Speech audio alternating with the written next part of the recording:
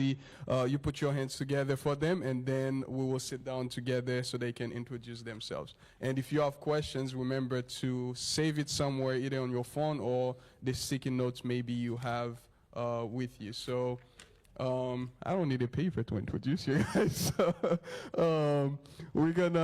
Let's start with Dr. Joe. So put your hands together for Dr. Joe. Dr. Jules. Dr. Jules. We have Dr. Abel. Put your hands together for him. We have Vice President Mole Kola. Put your hands together for him. I think you guys, some of you may know him. And we have President, Pastor, Leader, Head of Standing for Christ Ministry, Pastor Jean-Marie. And of course you have me, all right? What's my name? I'm not coming back. That's not right. What is it? All right, so that's Junior. So thank you guys, and put your hands together for everyone as we are about to sit down and go over the questions. You can do better than that, right? All right, so. I guess, yeah, this small guy in the middle. All right, so I'm gonna give you guys a chance to, let's start this way, going that way. Dr. Abel, you introduce yourself. Briefly, tell them who you are and your full name. Well, thank you, Junior. My name is Pastor Abel and Pierre. This is my last name. I am a pastor, an assistant pastor, and also I am a teacher. I teach languages, I teach sociology, because that's what I learned. And I serve as a president of a ministry, and I do apologetics. I am involved in different type of ministries in Haiti, and I'm also married. I have 2 children. I think that's pretty much it. That's good. Thank you, Dr. Abel. All right, up next, hi everyone. My name is Leslie Jules. I'm an economist, and I'm also an apologist. And as an apologist, I have a certification program where you guys can learn apologetics, especially if you can speak French. How many of you speak French here? Okay, some of you.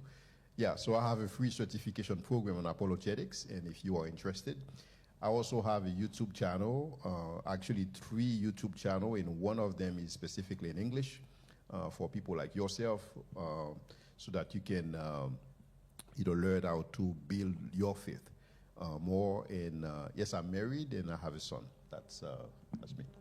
So I guess I'm next, right? So again, my name is Julian Junior Ambrose. Like most of you guys, I'm originally from Haiti. I live in Delaware. I'm a youth leader. I teach in school, and I love teaching in church too, so it's a passion. So that's pretty much it. I'm your brother in Christ. Yeah. All right. Good morning, everybody. Good morning. My name is Mole Kolas. I'm the Vice President of Standing for Christ International. You know, I have a background in sociology, the same as Mr. Abel. And I used to teach back home, like sociology and anthropology, but I still teach at the school, a theological school, where we teach methodology. And currently I am studying applied behavior analysis. I'm glad to be here with you. All right. All right. Well, the least for last. It's good to be here. My name is Jean-Marie. I'm the president of Standing for Christ International. I have my background in management, education, theology, and Christian apologetics. I'm an author. I'm a husband.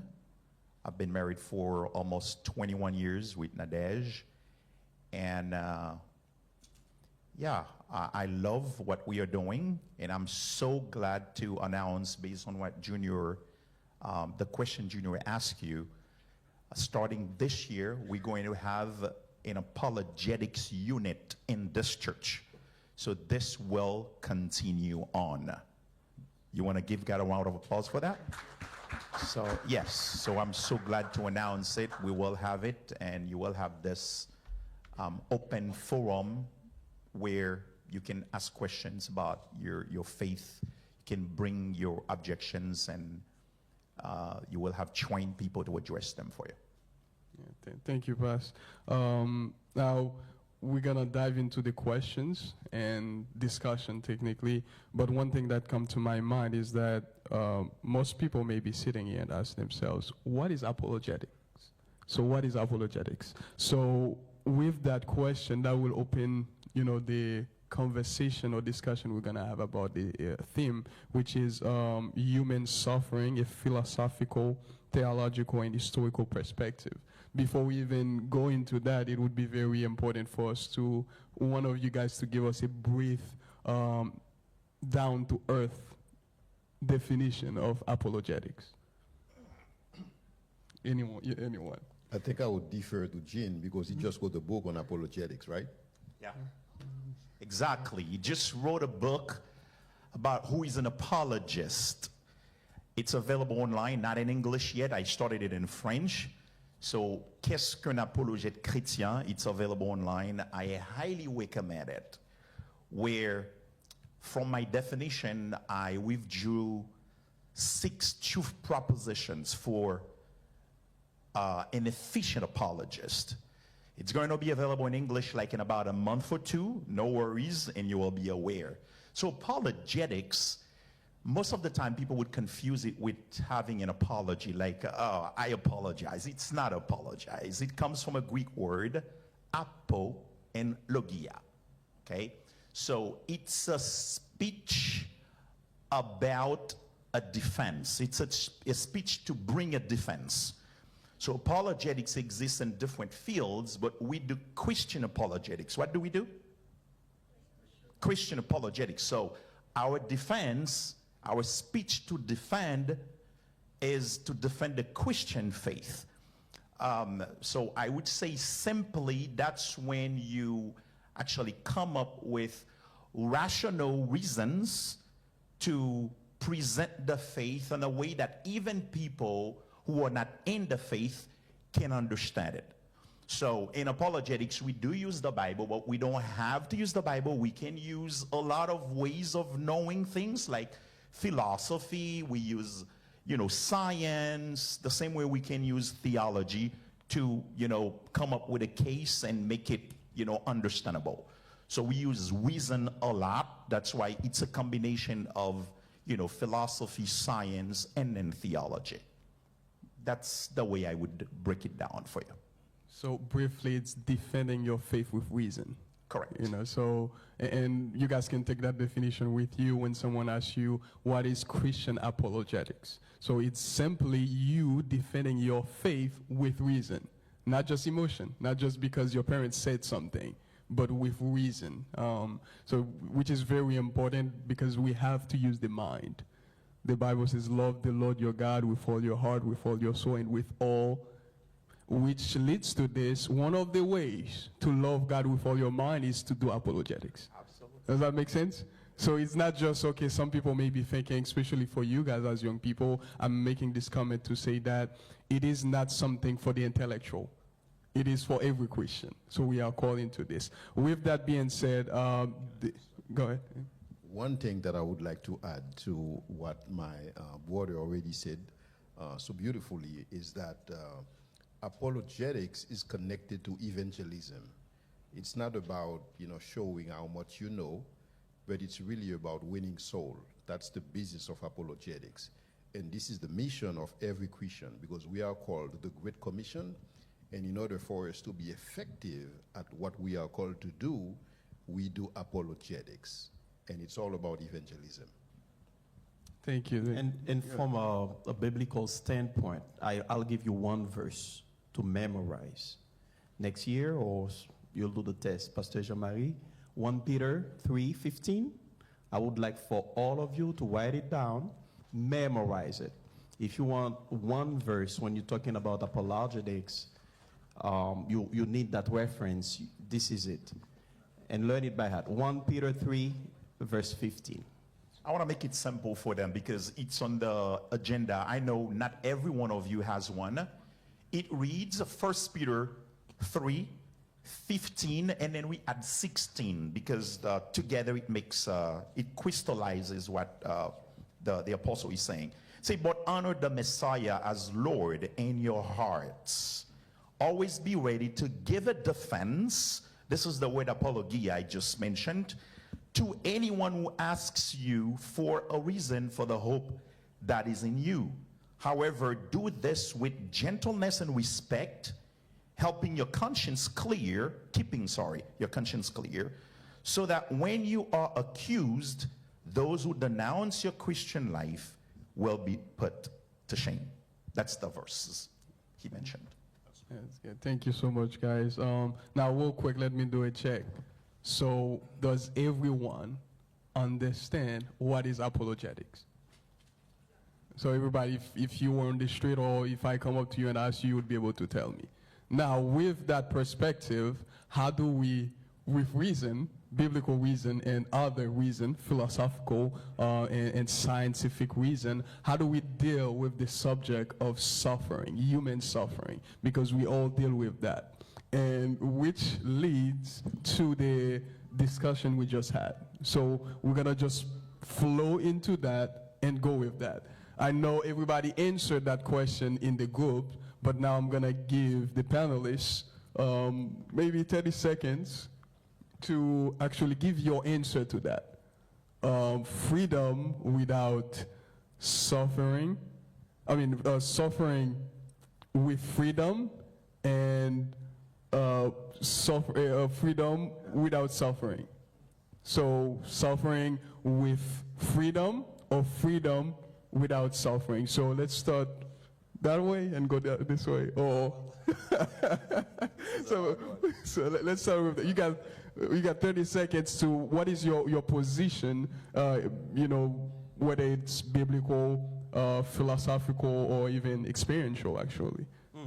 That's a very good question. And I was so pleased to see that in my group and all the different groups, you didn't just give pat answers. You think it through.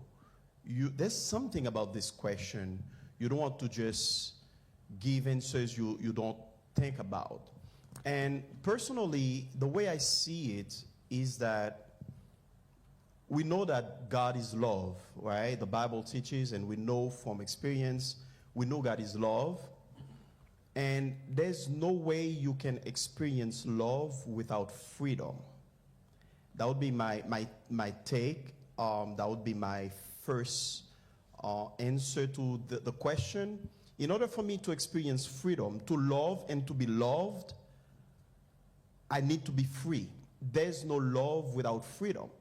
And that's the main reason why God created a world with freedom, because God didn't want to have constrain the beings, the creatures, to love him. Because what is a love that is imposed on you? There's no such concept of love imposed. So basically the line is freedom serves the purpose of love. There's no love without freedom. So that's why I would go with the freedom and the suffering. That was good. Now, Dr. Joe. Yeah, I think if you will allow me, I would like to rephrase the question. Because for some people, looking at all the suffering, all the evil in this world, and using it as an argument against the very existence of God, and they would say, is it the best that he could do? It's really challenging. It's a very important question. Is it the best that God could do? Because when you have a being that's all-powerful and a being that is also loving, is it the best that he could do? So the answer could be no, yes. He could have done a better job. But who are we to tell God that he could have done a better job? So who are we? I think this is the best world that God could orchestrate.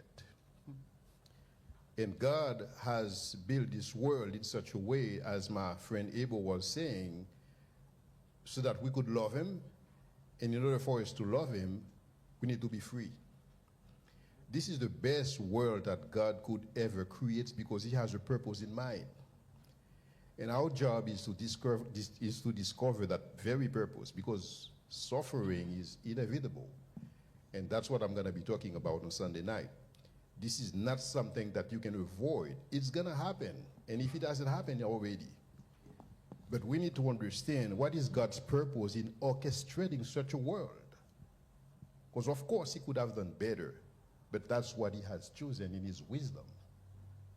And we have to discover why.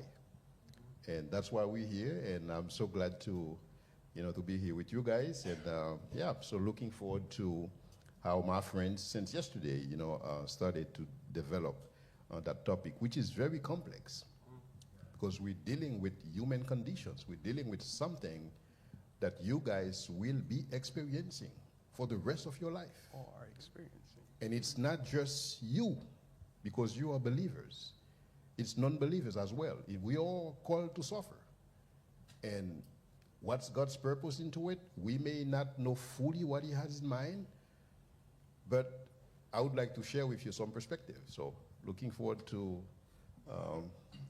interacting with you tomorrow night. Yeah, that was really good. I have a bunch of questions. I'm sitting here in your spot, so I'm going to be asking them questions I think you would be asking. So save your question. We'll get to them. I have a few questions based on what you just said, but we'll get back to it briefly. Mole. Yeah, but I think, thank you for your insights, guys.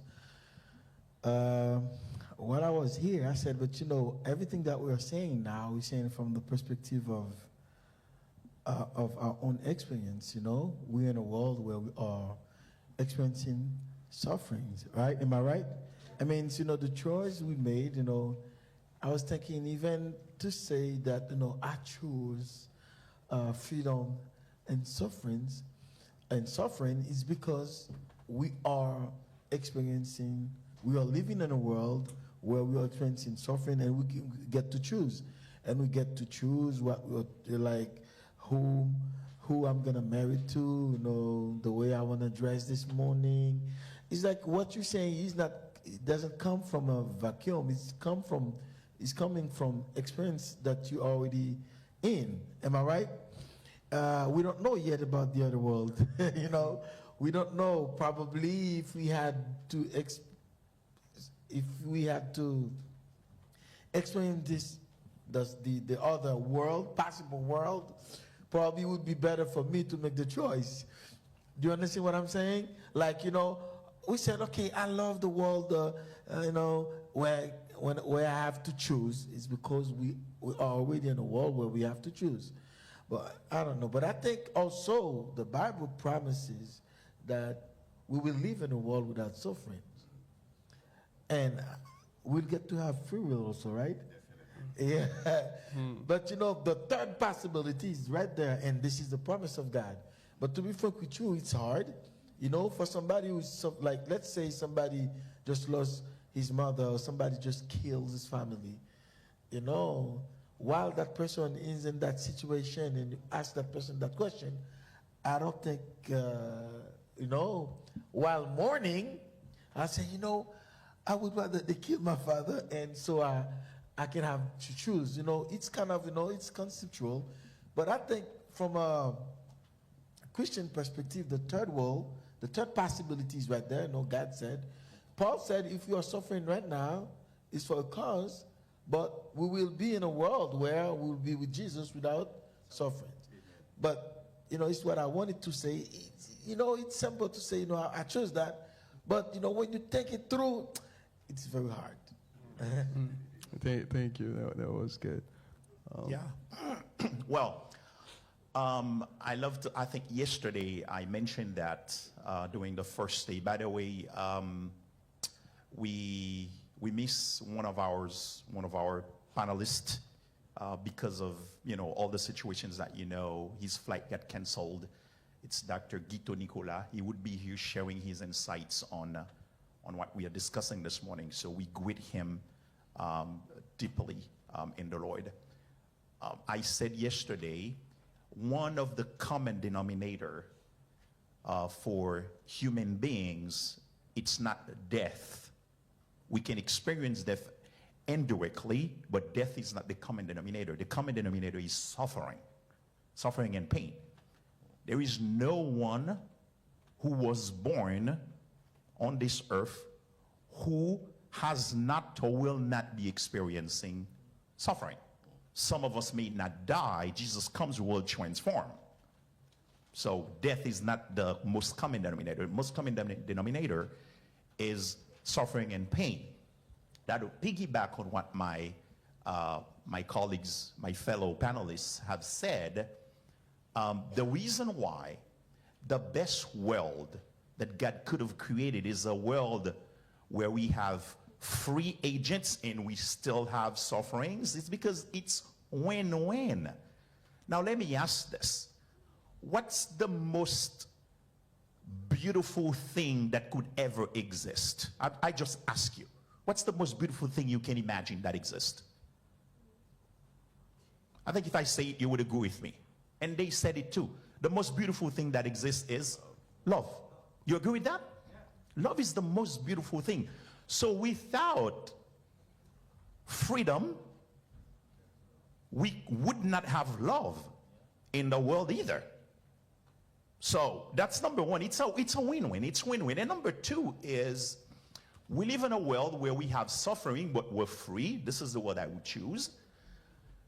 But it's a world in which God has overcome evil as well in the world. So God overcame evil already. God overcame suffering already. And Mole said it, there will be a time when we will experience life without suffering and pain. So honestly, rather than being robots, I have no idea. The world wouldn't be meaningful if we didn't have free agents, if we didn't have free will. So therefore, the best one is this one, knowing that not only did God overcome evil, but I can learn from it. It can build my character, as some of you said, and contemplating a day when there will be no more suffering and pain. This is the best world. And that was really good. So can you guys put your hands together for that? Which is really, really beautifully said. Now, there are many questions this question just answered. So for example, how can a good God allow so much suffering in the world? Again, the answer is love. So because God is love, He must create those that reflect His love. And in order to reflect His love, you have to be able to love Him back. So it's kind of, which is really beautiful. Now, as you guys are sharing this, one of the things that keep coming as I'm listening to you is that there is a sense of hope for the Christian suffering. So it's as if there is an underlining truth that goes, the Christian suffering is not meaningless. So, I would add something. What God proposes, He proposes for the world. I mean, for everybody who's suffering, there is a way to make it meaningful is by accepting Jesus Christ as your Savior. This is now when we accept the message of the gospel, now it becomes meaningful for us. And what I meant to say, it's like what God proposes or proposed is not only for a particular group of people, it's for everybody. Whoever chose His plan, okay, your suffering is going to be meaningful in a way that one day you will be in Him forever. Yeah, I want to underline that. Which is really great. And now this is the next question, and this is very important to me, and especially for all the young people. Suffering is inevitable. We all agree on that. Now the question I'm asking, like myself and them, as a young person, we all suffer. Maybe for you it might be a heartbreak, a relationship that didn't go your way, or you don't get to go to your dream college, or whatever it may be, or you don't have that beautiful thing that you want so much and it creates some kind of like felt expectation, you feel left out, all this peer pressure, you feel like you don't fit in, all this, it's not just suffering in the sense that someone has cancer, it's not just that, but it's just like, because one of the things that I want to say briefly before I ask this question, you can never undermine someone's suffering. His suffering is not your suffering. For you, it might be a small thing, but for me or for you, it might be a big deal. Like a kid might be crying for candy, and you're like, that's not suffering. But for that kid at that moment, this is their suffering. So now, it's inevitable. The question for one of you guys briefly to answer this, because we're trying to package a lot in a short amount of time. Since suffering is inevitable, how can we suffer well? So it's kind of like, you know, it's a little, it might sound simple. How can I not waste my suffering? Because we're gonna suffer, but how can I suffer and get something out of it and not waste my suffering? Because we're all gonna go through it. So either one of you, feel free to take that It's going to question. be short. I have a short answer to this. Suffering is inevitable. Now, how can we suffer well? Well, the best way to suffer is to suffer with hope. I think that, to me, it's the key word. And hope, in a biblical and in a theological sense, means certainty. So you know it's not there forever. And that's the beauty of this life. The beauty of this life is like, while we are suffering, sometimes through the suffering, we feel some peace while we are suffering, or we know it's not going to last forever. At least we'll get into another, like the next one, but at least this one ends. So when you suffer with hope, you suffer well. Now, and when I say hope, I'm not talking about like something that you imagine that looks like hope. I'm talking about true hope. True hope is grounded in God himself. True hope is grounded in a relationship with God. How could you understand the first episode, the episode to the Philippians that Paul wrote? This is the episode in which we have the word joy is most cited. And guess where Paul was when he was writing this episode? He was in prison.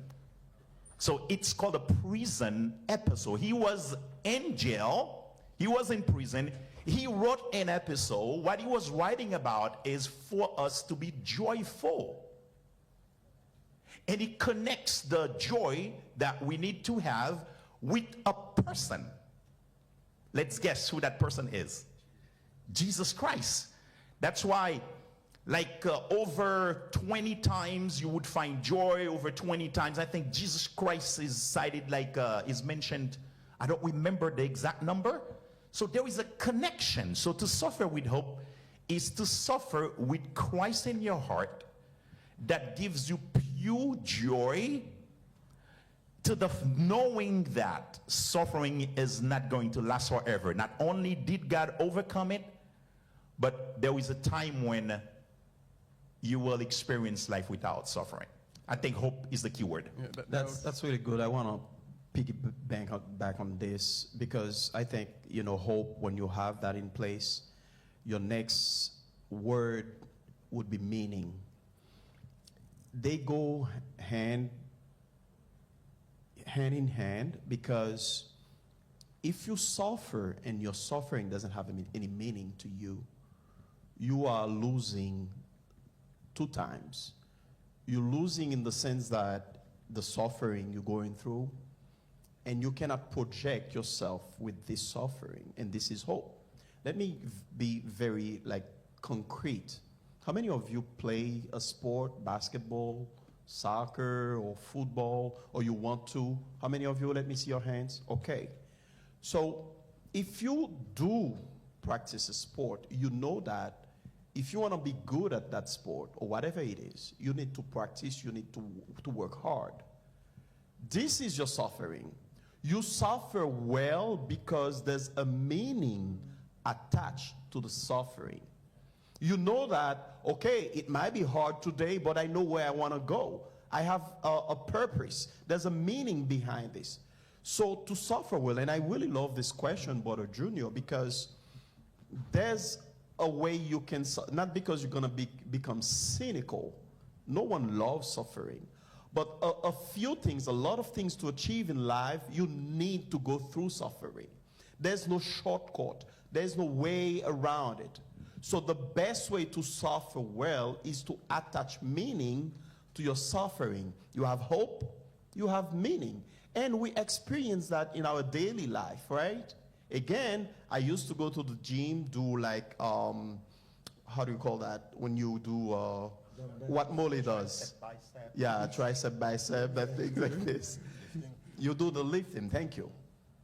There's that saying, no pain, No gain. no gain. So if you don't go through it, you will not experience the joy that come after. Again, that word come. So you have three words already: hope, meaning, joy. You going somewhere. This is how you suffer well. Attach a meaning to your suffering. Now, if you suffer, there's no meaning attached to it, you're wasting a suffering. And my advice is not to never ever lose a suffering. Attach meaning to it. If I wake up every morning at 5 and to go to school, I know I need to go somewhere. I know where I'm going. It's hard today, but I do it for a reason. So there's a meaning behind it. That was really beautiful. I love this. Don't waste your suffering. You're gonna have to go through it. And I used to listen to a lot of motivational speakers, and then there's this guy who said that you are in pain, get something from it. You're already in pain, get something out of it. You can avoid it. So, which is really, now this is my next question, and then we're gonna try to be brief. We'll take maybe 10 more minutes, and then we'll take your question. We're gonna try to be out by 12:30. Although it's interesting, you can stay and hang out and ask us questions, but we're gonna try to make it short. My next question is this. Hope is the way we suffer well, and with hope comes joy. Now, my problem and the problem of my generation is this. We live in an instant gratification generation. So I need something now. I need it right now. How can we as young people have a sense of hope that keep us grounded in a world where everybody wants instant gratification? Like, I want it now. Like, I can't see. What you guys talking about is like Jesus is coming, or the new heaven and the new earth. But this is so distant. I can't see it. See this now. But now, how can we be grounded in that hope? How can we make it instant? Although it's not instant, but how can we make it instant? And anyone can answer that, maybe Dr. Joe. How can we create a picture of the Christian life that give us that hope that is not instant gratification, but it's like an instant joy, an instant hope that is not yet, but here? Yeah, I think both questions are connected. And if I were to ask you, when did God see Jesus suffering, what would you answer? I mean, think about it. God is outside of time. He's not in time. He's in time in respect to the creation, but he's outside of time. For God, he dwells in what you would call an eternal present. Now, with that in mind, when did God see Jesus suffering? It's a question for you guys. Yes, go ahead. Can you say it louder? When he was at the cross. Anyone else want to give it a try? You can. I think, yes, go ahead. I would say he would have already known his suffering because he created him for a purpose. He already knew through that plan of complete that mission. Amen. Since eternity. God saw Jesus suffering even before the very foundation of this world. That's why the Bible said the Lamb of God that was slain before the foundation of the world. God saw Jesus suffering. But yet, what did he do? He created the world. And the Bible says, because of the joy that was to come, Jesus suffered. He suffered the cross. Because of what? Because of the joy to come. And that's why it is so important for us to understand the heart of God.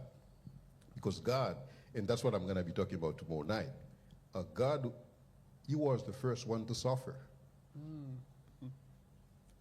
And that's why I like to say we suffer because he suffered first. And when God was suffering, he was suffering with hope.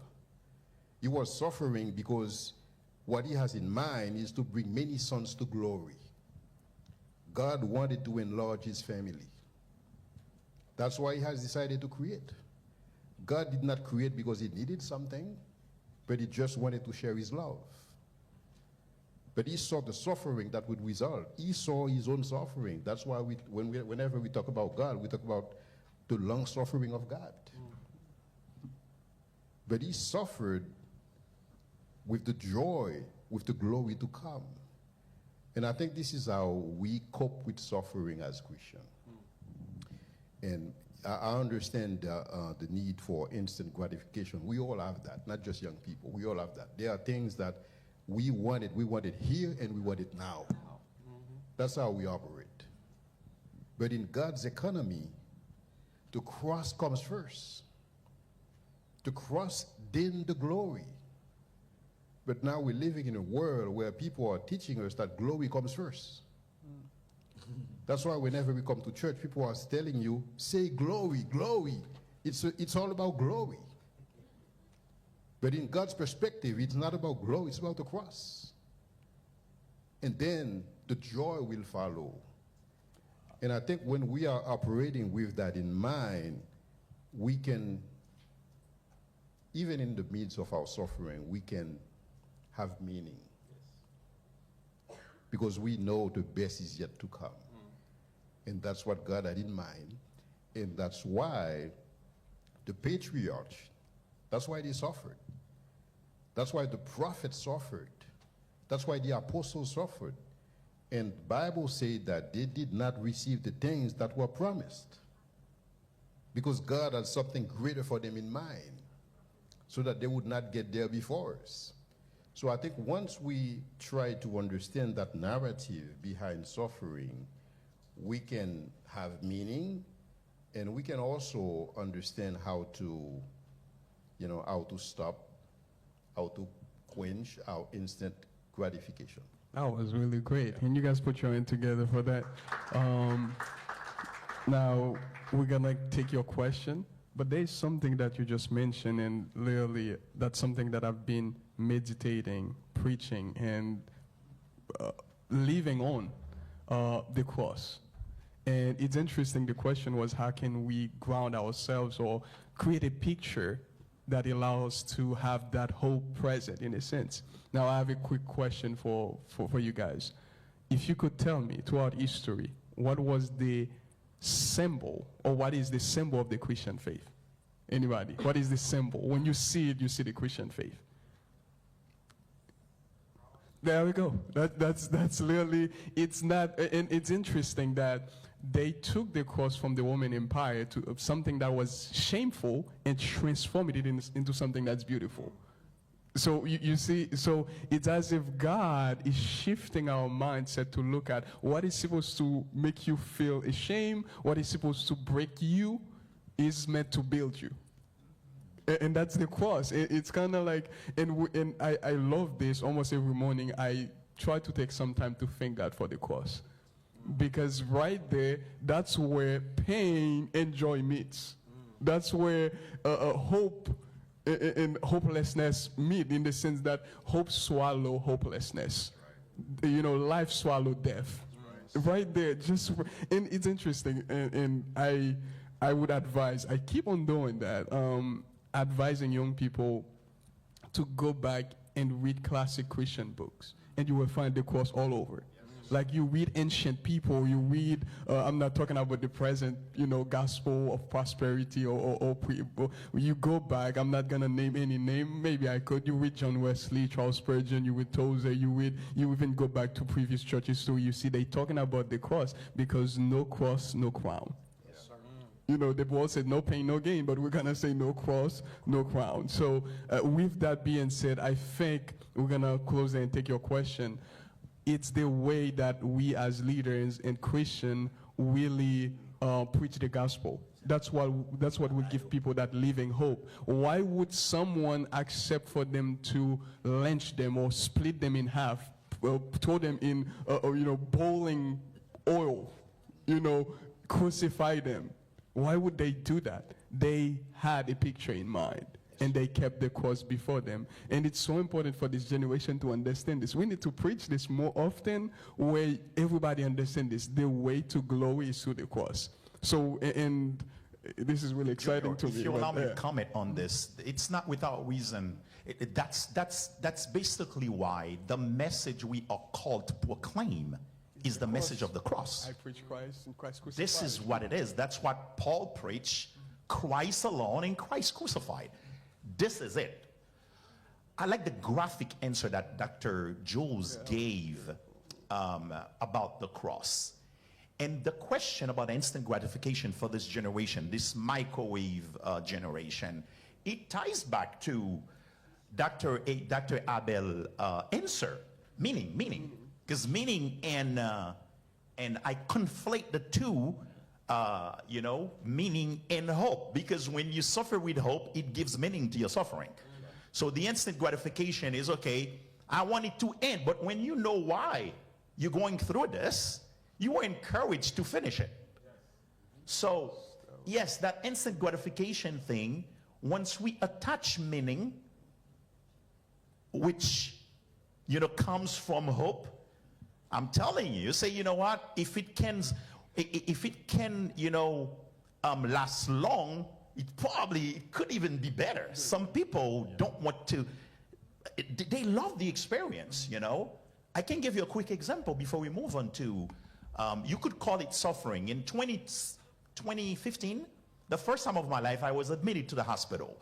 Doctor said that I was diagnosed with myocarditis, something wrong with my heart, but I'm in great shape, okay? I'm in great shape, no worries. And then I experienced something. I fainted. Well, fainted, my wife was panicked, and, and while I was fainted, the white side of my eyes, took over, that's what my wife could see. The dark part disappeared completely. And then at the same time, my wife was panicked, but myself, I was experiencing bliss to the point where when I came back, I had a headache, and I regret it until now.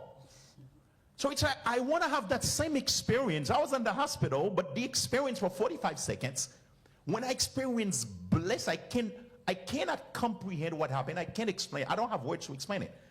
I felt so good through that suffering that I want to experience it once again.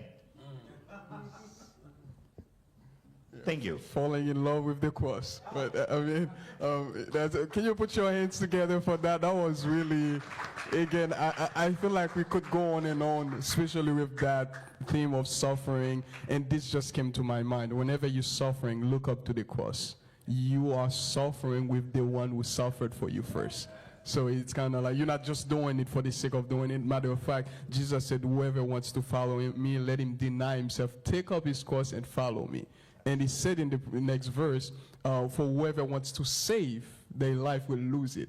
But whoever loses their life for my sake. So the way you save your life is by accepting to go through the suffering. So now we're going to go into the questions real quick. And we have people online and we have people here. So we're just going to float between the two real quick. If you have a question, our brother going to help us to... you can stand up and give us your name and ask the question. Or if you have paper as well, we can always read them. But we're gonna try to be brief because how many of you are enjoying this? I'm asking. So are you enjoying this? Okay. All right. So yes. Her name is Layla. She has 3 questions, but she's shy. She does not want to speak, and she wrote them down. Since we have many people, I'm going to ask one of her questions, and if no one else is asking questions, we can get to her second and third questions. So Layla, I'm going to ask the third question you wrote, one of your three. She said that what will happen to the world if we have chose freedom over suffering? What will happen to the world if we then chose freedom over suffering? This is a question from Layla. Okay. One panelist, just 30 seconds, briefly answer the question. Anyone in 30 seconds?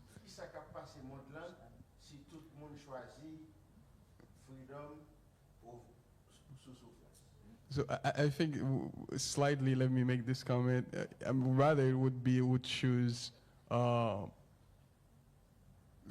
because you have, in order to have suffering, you need freedom. Freedom is what makes suffering necessary. Yeah. So in a sense, I mean, I can just answer this real quick. So, freedom makes suffering necessary. So it would be choose no suffering without freedom. So what would happen to the world if we had a world where we are free? We have no suffering, but we are not free. Then we wouldn't be able to love. That's the simplest answer to it. There will be no love, and without love, life is meaningless. Let me rephrase it. That's really good, Brother Junior. And for the person that asked this question, just imagine, I'll make you rich, like money like you will ever be able to count, like super rich, with one condition: you will never be able to love or to be loved. But you have it all. You have money, riches, you cannot love someone, and you cannot be loved by someone. Would you choose that world? Would you accept to have money, everything? But you know that anytime a person approaches you, if the person tells you, okay, you know what, I love you so much, you know this is false. Because you cannot be loved and you cannot love. Would you love, would you choose this world? So this is basically what is at stake here when we talk about love. Yeah, that was really good. This is a philosophical question, but it's like asking, what would happen to a triangle if it had 4 sides? No longer be a triangle. So you can't have your cake and eat it too. That was really good. I like this answer. Let's real quick. We'll go to the next one after. What I meant to say, don't forget, while we're suffering now, there was a world that will, the future world, the God's promised world will have no suffering. This is very important. It's for now. It's not like suffering like we have to deal in eternity. I don't think we will deal with it in eternity. Yeah. There we go. Good job. Thank you. Thank you. Put your hands together for that. Next question. I would like to see some of the young people stand up and ask questions. My name's Larisha. My question is, okay, so everyone here knows that when you suffer, there is a reason that you are suffering. So when do you know why you were made to suffer? One of you. We will never know why. It's interesting, as we're reading the book of Job, we're reading it after the fact. But Job, in the midst of his suffering, he had no idea what was going on. And I'm assuming it's the same for us. We have no idea what's happening in this world, what God is doing, but he's doing something great. And we just need to be part of it. And it's funny because when God revealed himself to Job, he didn't tell him why he had to suffer. You know what God told him? Have you seen that bird? Have you looked at the stars? Where were you? So do you know where the rain's coming from? Do you know these things? If you do, tell me. Educate me.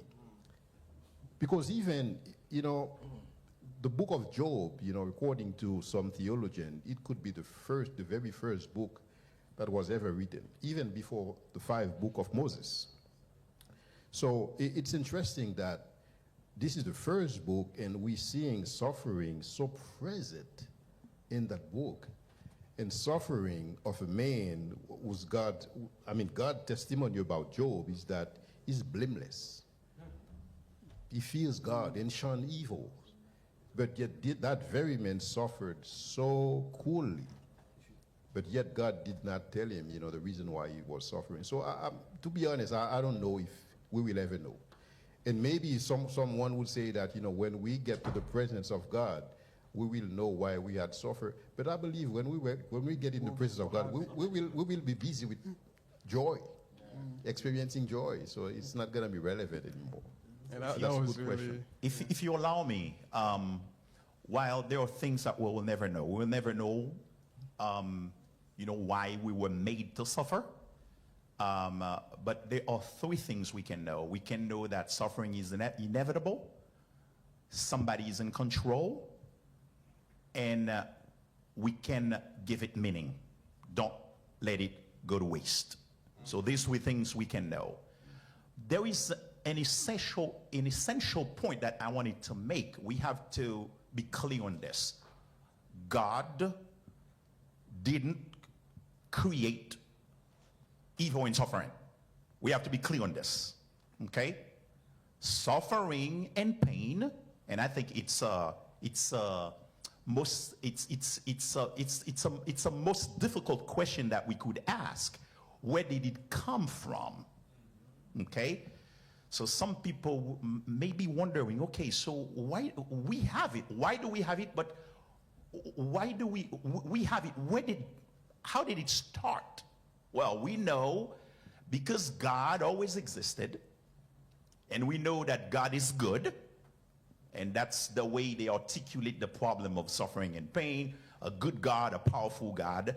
So God is good, we know that, and good is, whenever we think of good, we have to think of God, because good is grounded in God. So there's no evil and suffering in God, okay? So therefore, how do we get to the point where we have evil and we experience evil and pain? Well, it has to come from good that's grounded in God, that God exposed us to. So therefore, we have evil and pain because of the abusing of what is grounded in God, which is good. Don't be afraid to say it. So good is in God. How do we get evil and pain? Well, it came from good, and the sense that we abuse good, it becomes something else. It's like we make it faulty. We falsify it in a sense. So this is very important to understand. Now, why do we have it? And that's what gives sense to the question that we asked, and we answered it with free will, like free agents. Because we are free, God created us free, and we could choose. So we abuse, although God exposed us to good, that's in him, because we could choose. So what we did is that we abuse the good, and it becomes something else. Does that make sense? Yes. That's how we got evil, and then as a consequence of that, we experience it on any form and shape because we disobeyed to the good that's grounded in God, that God exposed us to. It becomes something else, and we are experiencing it the way it is. Now, I know you see, it's complicated, it's complex, but this is the type of thing we're not supposed to do, because they're supposed to talk to us. But I can't help it. Just one thing. I don't know if you're gonna be here tonight. If you speak Creole, because I'm not gonna do my presentation in English, it's going to be in English, in Creole. and No, we'll see what we can do as far as Okay, well, you'll probably have like a summary, but one of the key points I will present tonight is a basic observation you need to make when you read Genesis chapter 1. The Bible teaches that God created everything good, right? But it doesn't say everything was perfect. There's a difference between good and perfect. As a matter of fact, after God, created man, he added something to the creation from good to very good. So it was not perfect, it was good. That means somewhere the potential to evil was already there. The potential to evil. God did not create evil. God did not create suffering, but he created the best world with the potential of evil. We, men, actualize that potential of evil that was in the world. We actualize it by choosing our freedom over God. I will have time to talk about this deeper tonight, but I could not help it. Again, I would like for you to see it. The world was not perfect because there was the potential, and we'll see why that potential was there. That was really good. I feel like, you guys should be here tonight. So because this is really interesting to me, I can't wait to hear the rest of this. Now, we want to give you guys a chance. We don't want to take this away from you, so we want to take more questions, and we'll try to be brief to get more of your questions. And if we have questions online, I too. promise I'm not going to belong anymore. The one thing you should know about this panel, we are very passionate about the Word of God and the subject, so it's just hard to restrain ourselves. But go ahead. All right, thank you for doing this. I really appreciate that. Also, you guys just mentioned that God did not create suffering, and yet we know that he brings good out of suffering. My question will be, does that mean suffering is necessary for goodness, or could an all-powerful God, right, achieve the same good without suffering? I love this. This is the number one question. This is really, I leave it too. Oh, I go for it. I think the answer is no. That was God's desire, that he was going to actualize this type of world, and the beauty of it is that God knew that suffering would result. Even though that wasn't part of the decree, because God's decree concerns the creation, the redemption, and the renewal of all things, not the fall. However, our God is not distant from suffering. He came into this world, and he suffered. And because of that, he's not removed from it, and that's why God can be such a good priest, because he has experienced everything that we are now experiencing. And these are not things that actually took God by surprise. He knew about these things even before the decree to create. So that's the beauty of it. God knew that suffering would result, and not just for ourselves, but he knew that he was going to suffer. He was going to taste it as well. And this is the path that he has chosen in his wisdom, in his justice. And I think our concern should not be, to challenge God's wisdom for bringing about this world. That's what he has orchestrated. He has his reason for it. We may not fully know the reasons because we know partly. There's going to be a time where we will have a glimpse of what God had in mind when he was designing such a world. But that's the world that he has decided to create, and he knew suffering would result. And he said, you know what? I will suffer with you. I will endure the same way that you are enduring now. And you know why I'm doing this? Because I'm creating a race of victors. Because I want people to reign with me. And you need to learn how to reign with God. And this world is that theater where you learn that. This is the theater where you develop spiritual muscles so that you can reign with God. Because God is not going to reign with cowards. He's going to reign with victors. And that's what God is raising now. He's raising an army of victors to reign in the afterworld. We are rehearsing. Yep, that's what we're doing now. Wow. And I think Just getting ready for glory. And Dallas Willard beautifully say that we are in training for reigning. We are in training for reigning. And I love this question. I'll just comment on it briefly. It came to my mind this way. The way in is the way out. We actualize the suffering. In order to get it out of our system, we need to go through it again. So it's kind of like, you go through that door to leave the building. If you want to come back in the building, you need to go through the same door.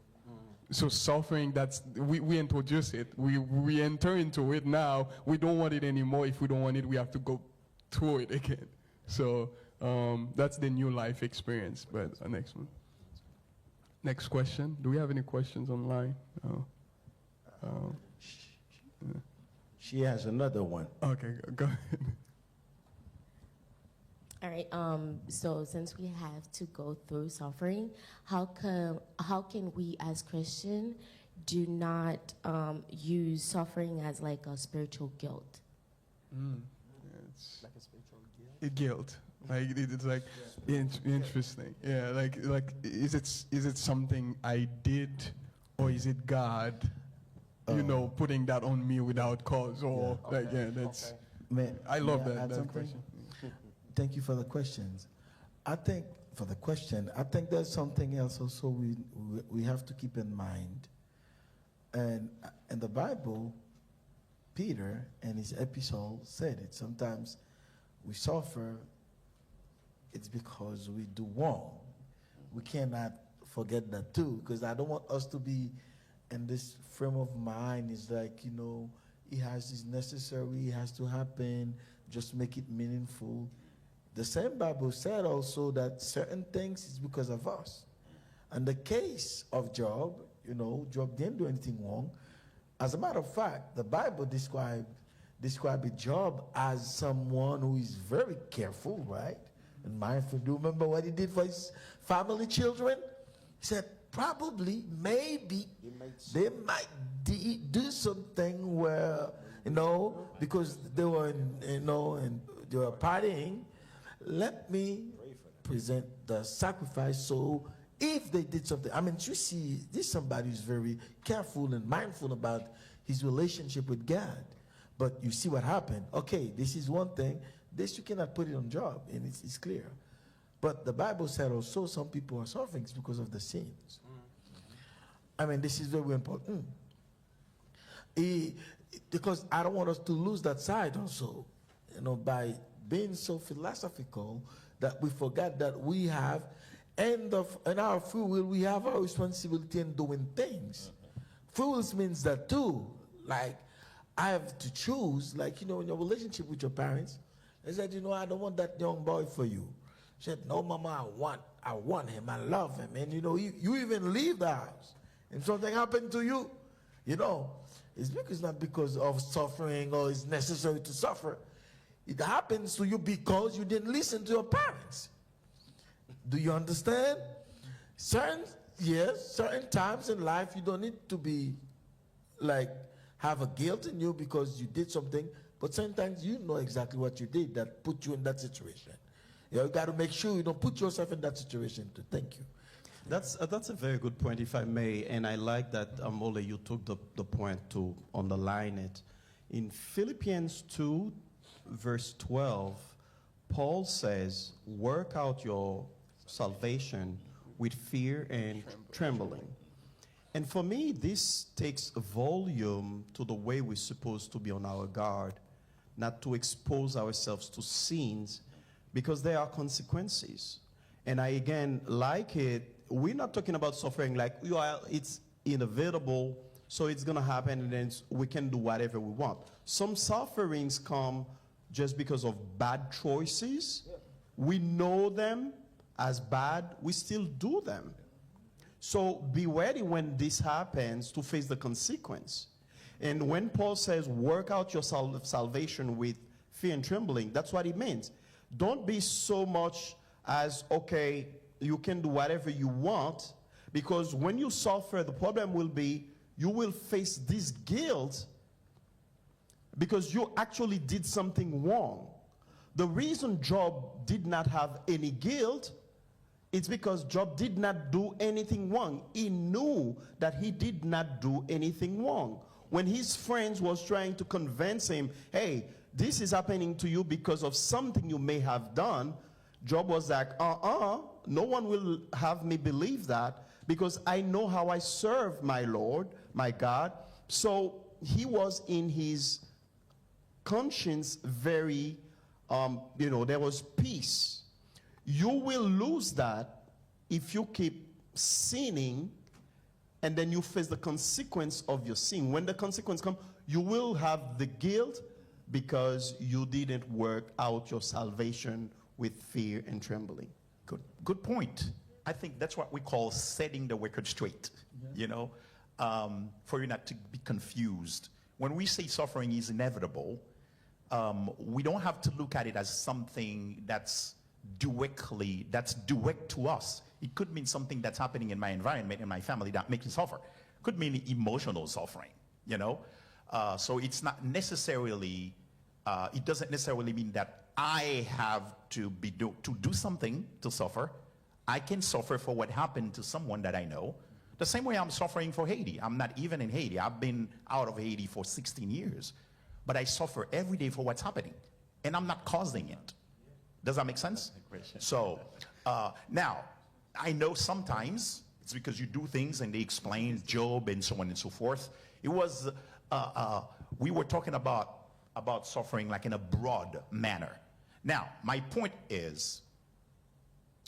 point I wanted to make is how to suffer and not feeling like emotionally guilty. I think we have, not emotionally, you didn't say that word, that's the word I want to use. Spiritually guilty. We have to not be emotional about it. Don't start with emotions. Start with reason, with logic. Why am I going through this? You can ask questions. And then when you ask questions, it's calling for something. What is it? Answers. That's why and then that's when you keep, you try to track, okay, what happened? What happened to me, okay? I lose the job. I'm not gonna be able to pay my bills. What happened? Did I do something that was wrong? So it will make my family go through some tough times. What happened? Don't be emotional about it. Oh no, no. Write on paper. You may even write on paper what happened. So I think it's very important to ask questions. That's when logic will come into play. When you ask questions, what happened, why it happened, it will preserve you from being spiritually guilty, because sometimes it's not the case. But sometimes, most of the time, it is. And my last point is, don't be just emotionally guilty. When you realize that you did something wrong, get it resolved with God, because He can get things fixed. Yes.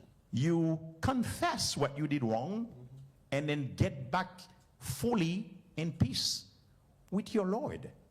Don't just be, how you call it, what happened to Judah. It's not, he was, there was a name for it. Like, I feel like, okay, yeah, that's not good. I feel the pain, but I feel the pain to lead me to God to ask for forgiveness.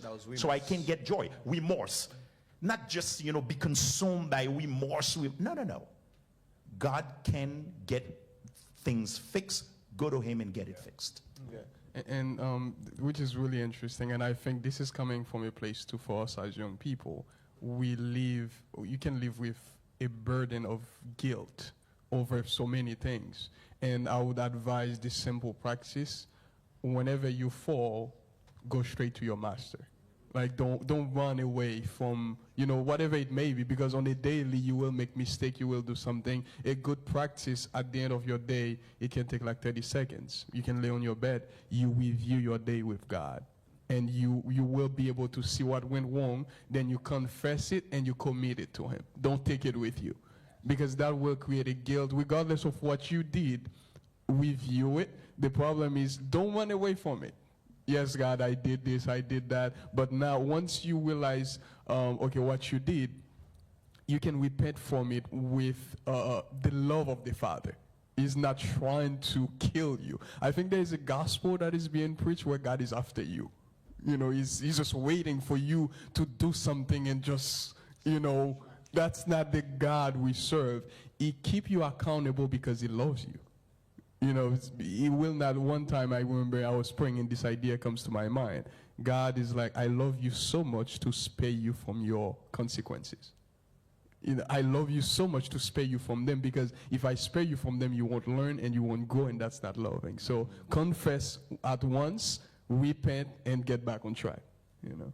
So yeah, I think let's take maybe one or two more questions. And Okay. Oh, there's a question. okay, we'll think. Yeah, my name is John Esdras. I want to thank you for the job that you are doing here. Thank you so much because you give yourself for the people of God. You all know what Asian people are experiencing right now, not only in Haiti, but a little bit around the world, specifically in Dominican Republic, in the United States. My question for you, how do you view the suffering of the Haitian people in light of the Bible? Is it a curse, a lack of knowledge, or a lack of leadership? Thank you. I think you have a book on that, so the question, yeah, go ahead. That's Dr. Abel specifically question, but if you, I can start it off. And I like the answer is in the question, the last option, because I was thinking about when you were saying it. I think it's lack of leadership. You know, mostly what we are going through as a people, as a nation, is due to the people who are in power. When I say power, not necessarily political power, like the elite, the intellectual elite that we have, the economic elite, and the political elite. There is no vision for Haiti. I don't know what will happen in 10 years for Haiti, although we have 9 presidents. That doesn't make sense to me. We have a prime minister. We have ministers. How can you imagine? This morning, Dr. Jules and I were talking about that. So we have some ministers that cannot even operate in the country, but they still exist. They still getting paid. They still enjoying all the privileges. But we have, what do we need a minister of tourism for in Haiti now? What goal does it serve? So yeah, I would say this way, and I let it to the expert. I think it's mostly leadership in my understanding, and we need to stop that. I think we are too, what's the word? It's not novice. It's when it's like you don't pay attention to things. My wife usually calls me that way. Reckless, yeah. There was a way. We just let things go.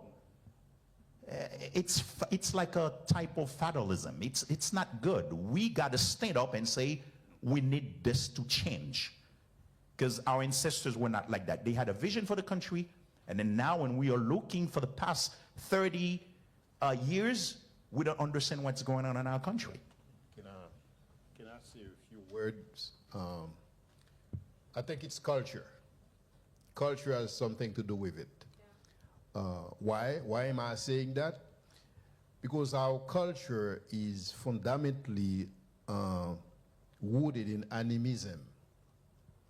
What do I mean by animism? Animism is the worldview where you believe that anything that happens to you has to be the direct consequences of the action of the God or the gods.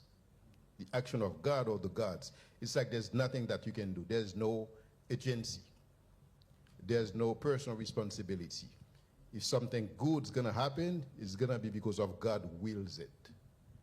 If something bad happens, the gods have done it. The devil did it. There's no ownership.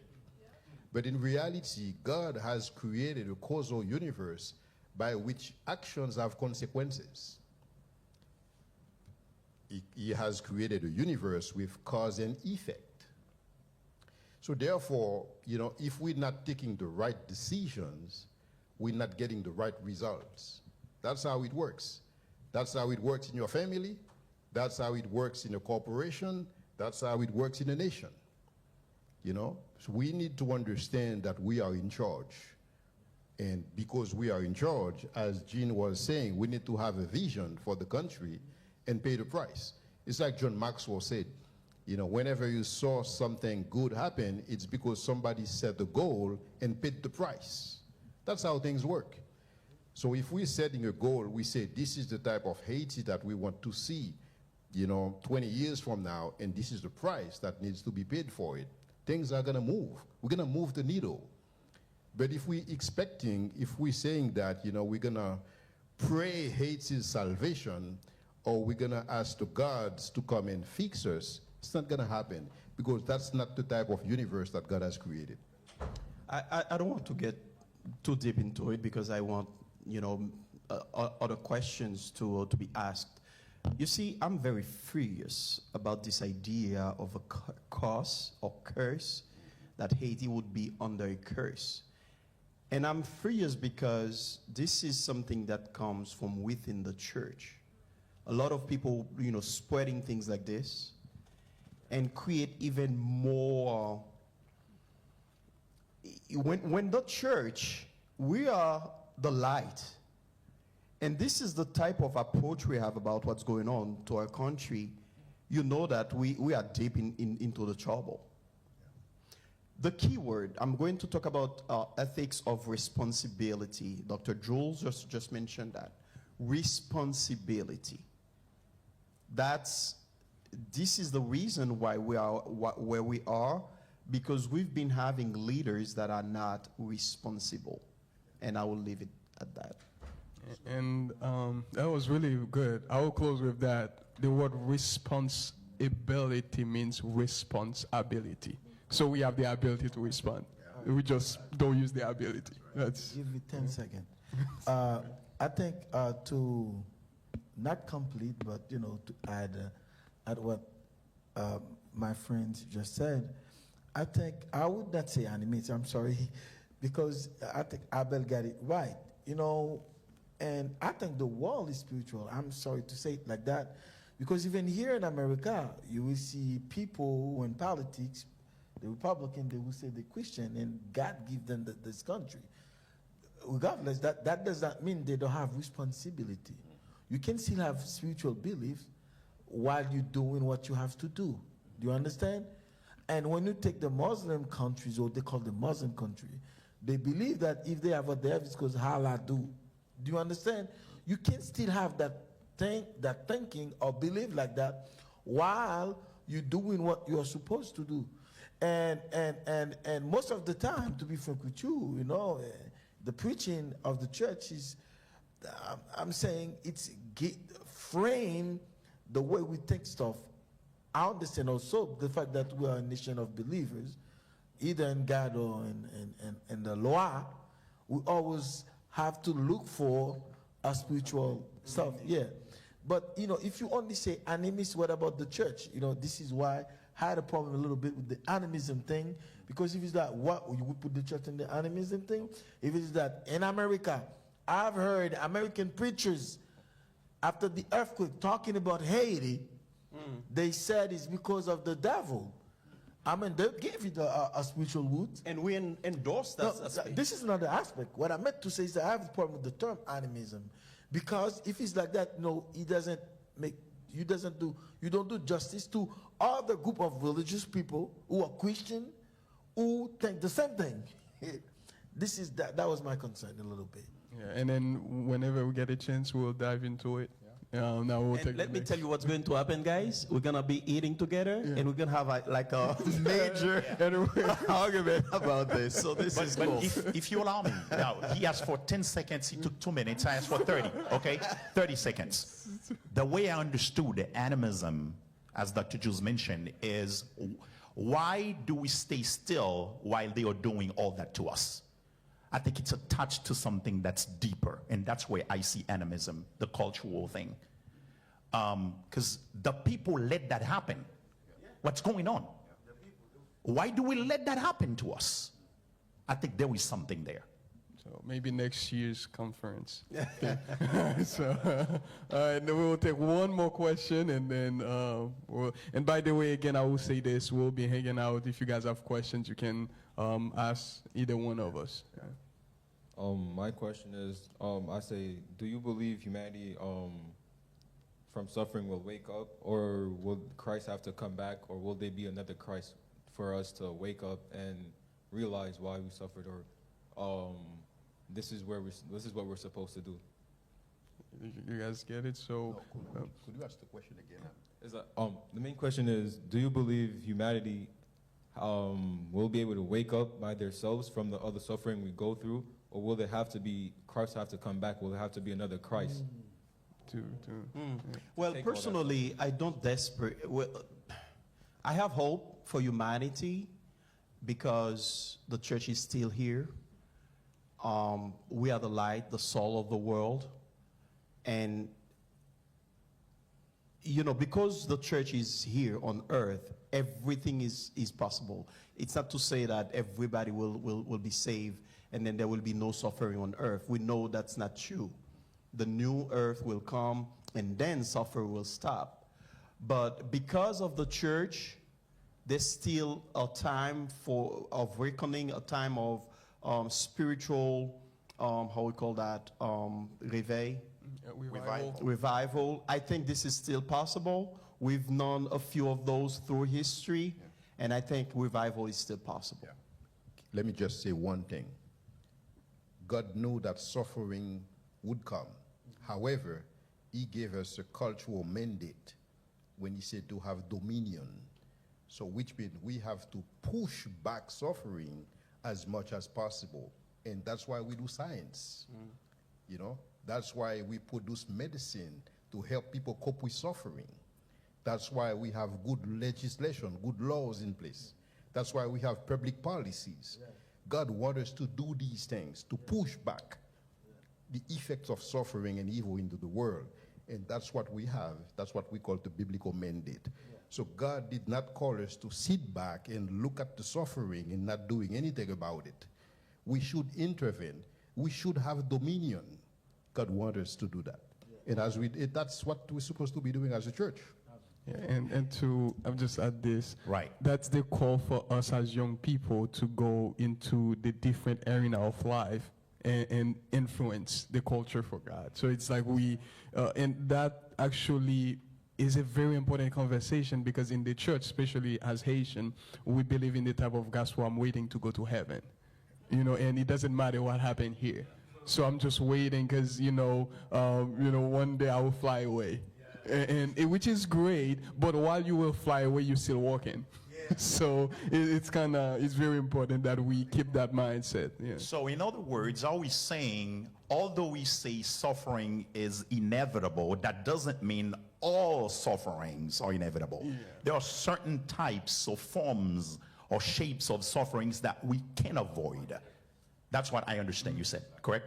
Perfect. En 2010, un tremblement de terre qui... In 2010, yeah, there was an earthquake. Oh, OK, good. Parce que là, sont l'autre bagaille. En 2010, un tremblement de terre qui passe en Haïti, qui fait plus de 250 000 moun mourir. Dans la même période, là, en février, Haïti en passé en janvier. En février, dans la même année, il y a un qui passait au Chili, avec une magnitude qui est beaucoup plus grande que ça qui est arrivé à Haïti. Il fait beaucoup moins de dégâts. Et c'est quelques dizaines de monde seulement qui mourent comparé à 250 000 monde et plus qui mourent en Haïti. To piggyback on what my brother was saying, Brother Jean-Marie, suffering is inevitable, but some of it is consequence of our non-taking responsibility. Our lack of responsibility. Our lack of responsibility. Si dirigeant en Haïti t'es préparé, dégâts, tremblement de terre l'ont fait en Haïti, pas t'a fait. T'as toujours un tremblement de terre, mais pas dans proportion ça. Correct. And to last word, c'est Martin Luther qui disait, l'impossible pour Jésus de venir demain, mais aujourd'hui, si je suis capable, je plante un pied bois. Yeah, it's possible for Jesus to come back tomorrow, but if I can, I should plant a tree today. So basically, I think that's what it is. That was really beautiful. Can you guys put your hands together for this? Again, my joy as the youngest among you guys is just to sit and watch the conversation. And like Dr. Abel said, tonight we're not going to sleep. So it's just the conversation will keep going. The reason why I even mentioned that, take advantage of this moment. After we're done, I know it's late, get to know them. And they're very friendly. You can talk to them. They can mentor you. You can, as you know, they allow you, you can reach out to them on whatever platform. They can give you the information. Do that. Don't waste that opportunity, because my great concern and motivation is for the Haitian American church, especially young people, to be exposed to resources like that. So you have them in front of you. It's not always the bon Dieu pral passe avant. You know, we have people that can actually show you the way, the biblical way. And don't fall for the false gospel. The truth is here. And you can get to know people that will present it to you. So please, I beg you, get to know them, connect with them as we're about to close. We will be closing in prayer as we started, and I will invite you to stand up. And what I'm hearing from this conversation as the closing note is responsibility. Fulfill your responsibility towards God, towards yourself, and towards others. And the part that you cannot fulfill, the consequences that comes with that, you leave it to God. So there is a part that is yours to fulfill, and there is a part you cannot do anything about, but make sure the part that you can, you actually do that. So would you please bow your head down, and I will have Pastor Jean-Marie to pray over us. Pray that, say, God, show me where I'm not fulfilling my responsibility. Show me my shortcoming. David prayed this prayer in Psalm 18. He said, may I not be guilty of sin, of presumptuous sin. That means sin that I'm presuming, I'm assuming I'm doing well, but I'm not. So ask God to reveal to you, where am I falling short?